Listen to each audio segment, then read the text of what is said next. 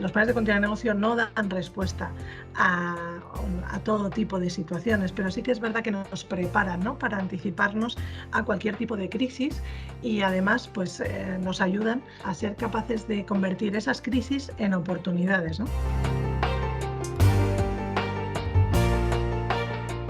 Estás escuchando Riesgos 360, el podcast de WTW sobre gestión de riesgos emergentes para tu organización. Bienvenidos a Riesgos 360, el podcast de WTW en el que hablamos de la gestión de los riesgos empresariales en primera línea con personas que se enfrentan a ellos día a día.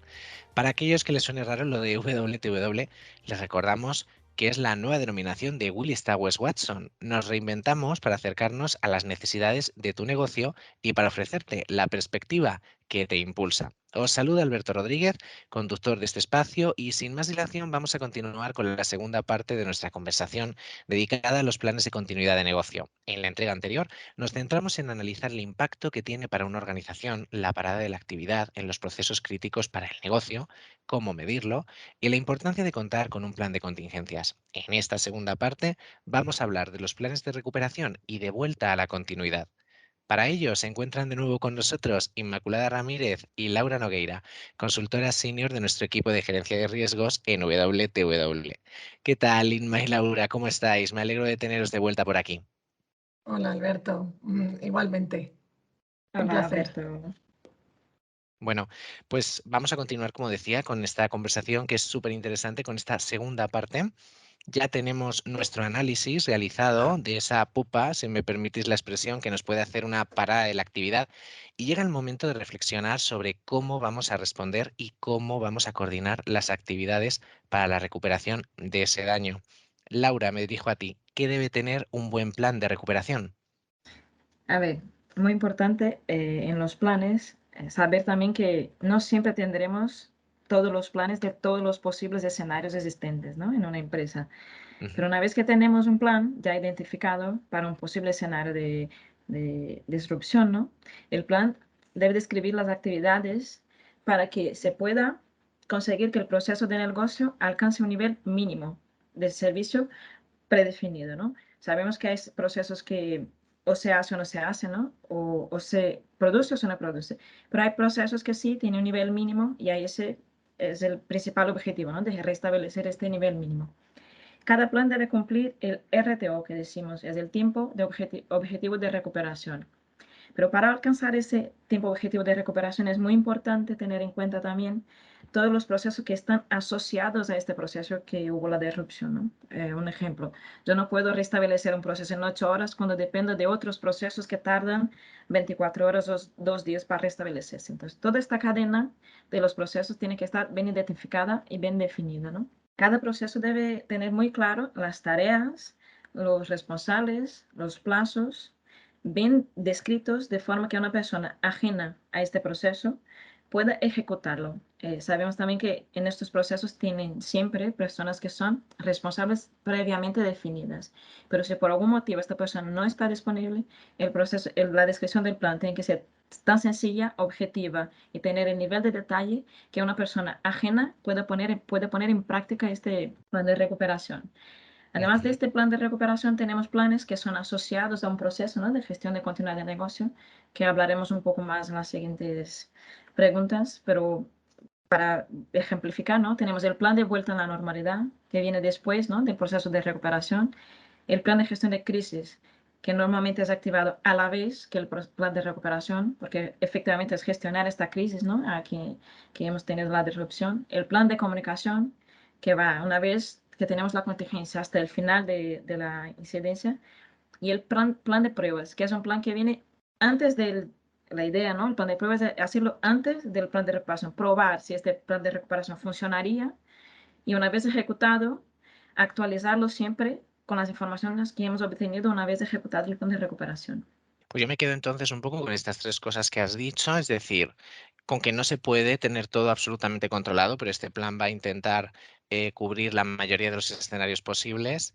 También con que hay que tener en cuenta efectivamente a la hora de hacer una estimación de plazos los procesos que son condicionantes, porque no se puede hacer una estimación de 8 horas si para ello se requiere de otro proceso que dure 24, y por supuesto, que es de sentido común, que la forma en la que esté redactado este plan lo sea de una forma que cualquier persona ajena en este sentido pueda leerlo y ejecutarlo, ¿no? Es decir, que esté redactado con el detalle suficiente para que no haya lugar a dudas a la hora de ejecutarlo. ¿Y cuáles son las etapas de activación de un plan de recuperación real? Vale, una vez tenemos la contingencia, ¿no? El incidente, lo primero que hacemos es invocar el plan. Junto con eso, ¿no? Viene la gestión de crisis, que es lo que he dicho. Ya tenemos la crisis instaurada, invocamos el plan y hacemos a la vez la invocación del plan y la gestión de crisis. Invocamos el plan y enseguida convocamos el comité de continuidad, que son personas que ya están, ¿no? definidas, que son responsables por este comité de continuidad, y esas personas analizarán la incidencia, identificarán si es una incidencia que se puede contener o si efectivamente tiene que activar el plan de recuperación. Si es una incidencia que se puede contener, pues nada, se replanifica las actividades según las necesidades, se documenta todo lo que se ha hecho, se revisa, ¿no? Lecciones aprendidas, se documenta y ya está, se cierra. Pero una vez que no se puede contener, deberemos ir a una estrategia de recuperación. Este comité selecciona la estrategia de respuesta ante este incidente, coordina las actividades para esta recuperación con las personas responsables para restablecer el proceso. Siempre que estamos ejecutando un plan de recuperación, informamos periódicamente la ejecución a este comité de cada estado de evolución de actividades concluidas. Ujú. A la vez comunicamos a los grupos de interés de todo lo que se está ejecutando y todos los resultados ya obtenidos, ¿no? de este plan de recuperación. Terminamos el plan de recuperación y coordinamos ya el plan de vuelta a la normalidad, que puede ser una nueva normalidad, como hemos hablado en el podcast anterior, o puede ser la normalidad anterior, ¿no? Efectivamente, volver al estado que teníamos y al 100% de nuestra productividad. Declaramos el fin de la contingencia, todo eso desde el principio hasta el final, gestionado por los responsables, ¿no? de gestión de crisis. Y, muy importante, documentamos todo lo que hemos hecho, todas las etapas, con tiempos, resultados obtenidos. Mejoramos los planes anteriormente definidos porque muchas veces lo que ejecutamos no era lo que estaba planeado, aunque trabajemos lo máximo posible para identificar una posible, ¿no? circunstancia, puede ser que no pase exactamente como hemos planificado. Entonces documentamos todo lo que hemos hecho, el suceso que hemos obtenido para tener un plan lo más real posible y damos fin a la contingencia ya con el plan de continuidad establecido y ejecutado. Qué de cierto es que muchas veces la realidad no es conforme a lo que se había planificado, y yo creo que es una de las partes más complicadas muchas veces hacer un pronóstico teorizando, y es muy importante precisamente estas lecciones aprendidas, ¿no? Porque es la mejor manera de actualizar estos planes y estar más pegados a la realidad. Y comentabas en estas etapas toda la comunicación que se hace tanto al comité como también a los grupos de interés, y aquí es donde yo también quiero poner el foco ahora, porque claro, en paralelo a este plan de recuperación se llevan a cabo estas labores de comunicación y también de gestión de la crisis, y ahora me dirijo a ti, Inma. ¿Cómo deberían realizarse estas labores para conseguir el mejor resultado? Pues efectivamente, una vez ocurre el incidente, realmente lo primero que se activa y se debe activar es la gestión de crisis, ¿no? Que es una parte de, como decía Laura, del plan de continuidad del negocio. La gestión de crisis lo que debe hacer es describir las acciones más inmediatas, los roles implicados, ¿no? en esa primera instancia, y lo que pretende es mitigar el primer impacto del incidente, ¿no? Por ello, además, va muy ligado, como bien indicabas, a las labores de comunicación, ¿no? Que efectivamente pueden y deben estar previamente definidas en la medida de lo posible en el correspondiente plan de comunicación. La comunicación tanto interna hacia empleados y familiares de tus empleados, según lo que haya ocurrido, como externa hacia grupos de interés diversos, es básica y en el mundo de hoy más que nunca para el éxito de la gestión de la crisis y de la continuidad del negocio, ¿no? Los planes de comunicación deben considerar también la estrategia de respuesta a todos esos posibles colectivos interesados en recibir o transmitir información de lo que está ocurriendo, ¿no? Es cierto que una organización puede decidir en cada momento si comunica, si no comunica y qué comunica o qué no comunica, ¿no? Pero sí que es cierto que también ayuda en gran medida tener previamente definidas pues, una serie de directrices de comunicación, incluso unos mensajes tipo en función de lo que nos pueda ocurrir. También haber seleccionado una serie de portavoces también para cada grupo de interés en función de lo que nos ocurra y en función del grupo de interés al que nos estemos dirigiendo. Y cuanto más, como todo, ¿no? Cuanto más preparado tengamos esas labores, cuanto más preparadas las tengamos, la respuesta normalmente es más exitosa. Es muy importante, ¿no? Para poder contener la crisis, que estas labores de comunicación y de gestión de crisis vayan de la mano. Y efectivamente, tal vez no haga falta ir más allá, ¿no? E invocar, como decía Laura en las fases que nos explicaba anteriormente, que no haga falta llegar a invocar el plan de recuperación y que podamos solventar lo que nos ha ocurrido en ese ambiente, ¿no? de primera instancia, que es la gestión de la crisis como tal, y por lo tanto no haga falta ir más allá con los planes de recuperación. Y eso siempre será positivo porque habremos contenido el incidente de una forma eficiente solo con un plan de gestión de crisis, que es positivo, ¿no? para la continuidad de la actividad. Sin duda. Como ya hemos visto además anteriormente en las entregas de este podcast, las primeras horas en la gestión de una crisis empresarial son cruciales para la buena marcha de esa contención, y más en una sociedad globalizada y con acceso a las redes sociales, donde cada vez más bueno, pues los usuarios manifiestan su opinión y pueden lanzar sus mensajes a favor y en contra hacia una marca.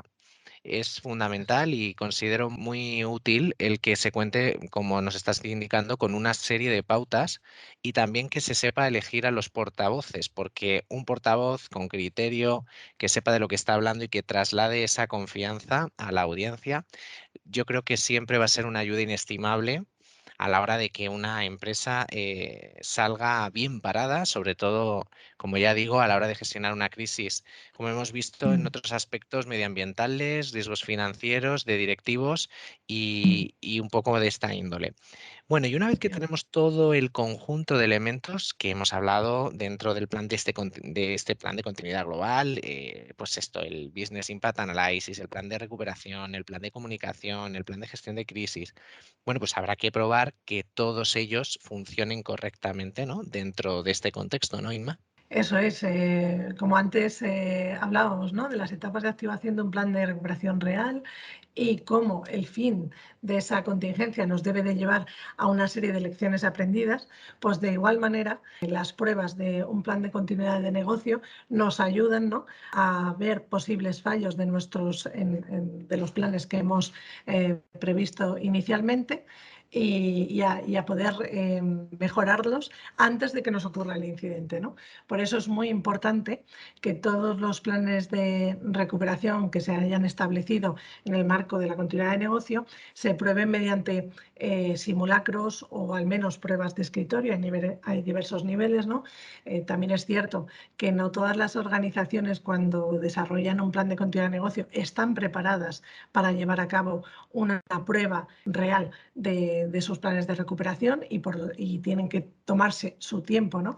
En formarse y en concienciarse en la continuidad de negocio que han desarrollado en la organización, para cuando tengan la madurez suficiente poder llevar a cabo una prueba lo más real posible.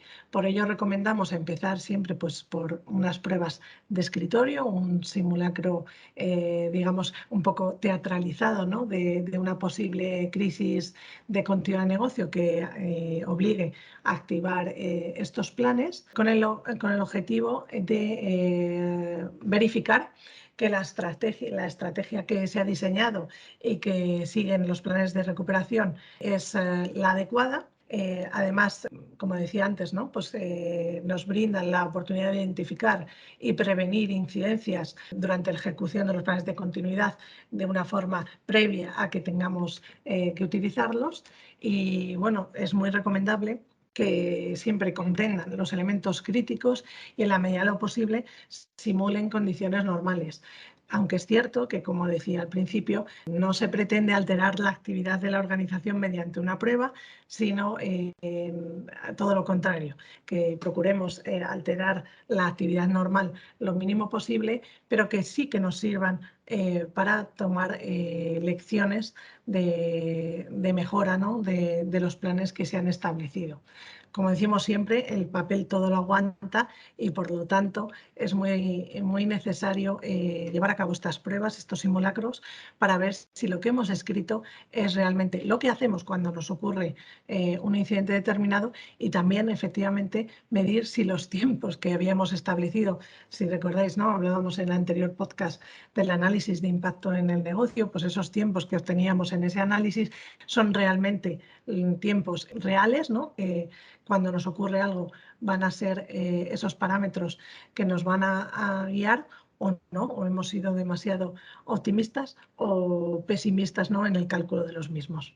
Recuerdo de nuestra conversación anterior que comentabais que este proceso debe estar vivo, en otras palabras, mantenido. ¿Esta revisión por parte de quién debe llevarse a cabo y cada cuánto tiempo? Laura. A ver, en las empresas solemos tener, ¿no? responsables por continuidad de negocio, que son ellos que llevan el sistema, ¿no? de gestión de continuidad de negocio.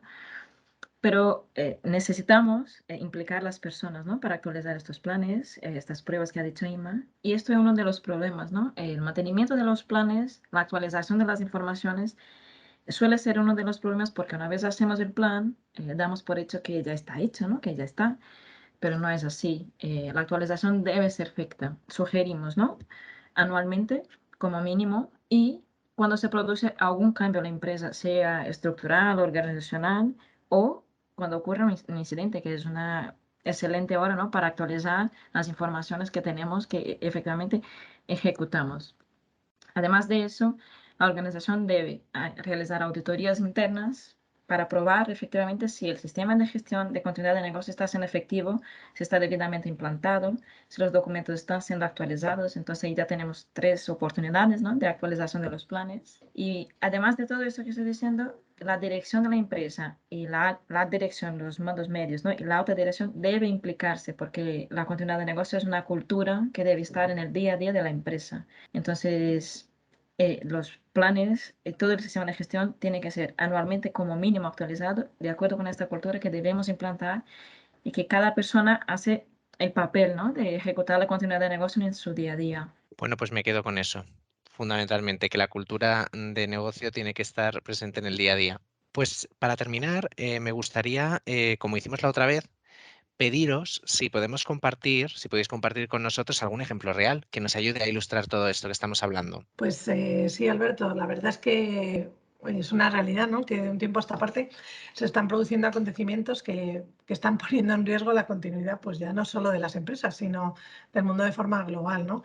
Al final, digamos que estamos viendo que la continuidad de negocio está trascendiendo, ¿no? de ese ámbito más empresarial a ser una disciplina con una dimensión estratégica muy importante, ¿no?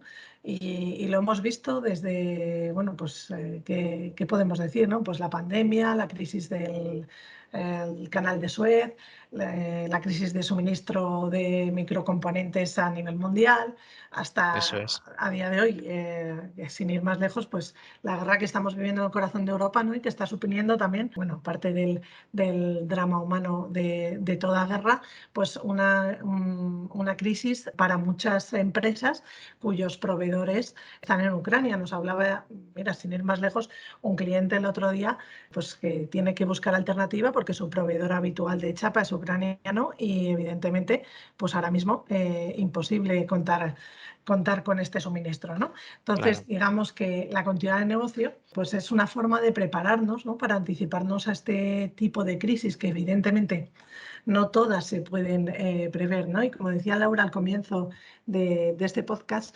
los planes de continuidad de negocio no dan respuesta a todo tipo de situaciones, pero sí que es verdad que nos preparan, ¿no? Para anticiparnos a cualquier tipo de crisis y además pues, nos ayudan a ser capaces de convertir esas crisis en oportunidades, ¿no? Ahora mismo, pues con la crisis de suministros que estamos viviendo, pues pasamos a lo mejor de tener proveedores de trigo en el centro de Europa, pues a lo mejor es una oportunidad para otros países, ¿no? De Latinoamérica, por ejemplo, o incluso para España mismo, ¿no? Y las empresas tienen que estar ahí atentas, ¿no? a aprovechar esas oportunidades y a ver posibles alternativas de suministro. Así que cuanto más preparados estemos para cualquier tipo de crisis, podremos anticiparnos, ¿no? De una manera más efectiva ante una situación como la que estamos viviendo, ¿no? Sin ir más lejos también, la huelga de transporte que estamos viviendo en España, ¿no? Y como ya vemos que hay falta de suministro en los supermercados. Pues igualmente nos demuestra, si bien es verdad que entre un paro total, difícil solución tienen las empresas, sí que se puede trabajar en diferentes vías de tener diversos proveedores de transporte, no trabajar, ¿no? con un único proveedor logístico, sino con varios, para poder llegar, en caso de que uno te falle, pues tener esa posibilidad, ¿no? Esa alternativa. También ejemplos que vemos, ¿no? que enlazo un poco con lo que decía al principio. Ya no solo es una cuestión empresarial, sino que estamos viendo que se convierte en una cuestión que va más allá.